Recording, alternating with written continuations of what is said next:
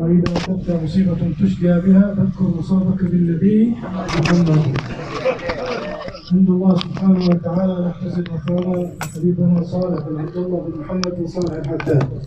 نسأل الله سبحانه وتعالى أن يتقبل في المحسنين، وأن يجعل روحه في عليين، وأن يلحقه بأصلافه الصالحين، يخلف على آله وذويه وسائر أهله ومحبيه الخلف الصالح، يلهمهم الصبر ولا يحرمهم الأجر.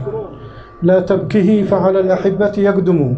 ما شاء الله، عنده الأب الكريم والجد العظيم والجد الذي جمع المكارم والولاية والتكريم، الحبيب صالح بن عبد الله الحداد، وأمامه شهداء وسعداء وأولياء وصالحين.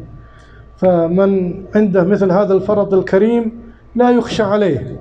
هذا بالنسبة كما نقول دائما أبدا بالنسبة للفرط القريب، وإلا ففرط الجميع النبي الحبيب اللهم صل عليه وعلى آله القائل: أنا فرطكم على الحوض، والذي يسقي على الحوض غدا أيها الساقي على الحوض اسقنا. اللهم أظلنا تحت ظل لوائه المعقود، وأوردنا حوضه المورود، واسقنا منه شربة هنيئة لا نظمأ بعدها أبدا.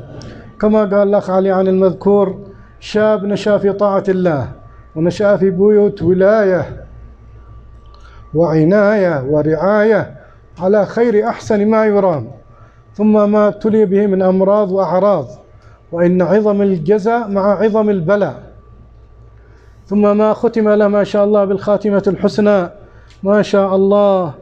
قال: إنه إذا مات الإنسان في غربته، ما معنى الحديث؟ يقاس له من أثره إلى منقطع، يقاس له من موطنه إلى منقطع أثره في الجنة. وما شاء الله صلي عليه في الحرم الشريف، ودفن في مقبرة المعلاه على مقربة من سيدتنا خديجة. خير جوار وخير أبرار وخير ما شاء الله.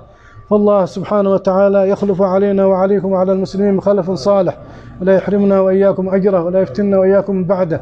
كما نقول دائما وأبدا نأخذ العظة والعبرة من موت الأهل والأحبة.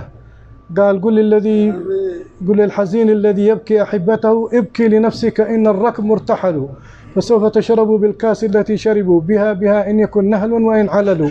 كما لاحظتم اليوم عدة جنائز صلينا عليها في المقبرة، هذا يعني يعطينا عبرة، وكفى بالقرآن واعظ وكفى بالموت واعظ.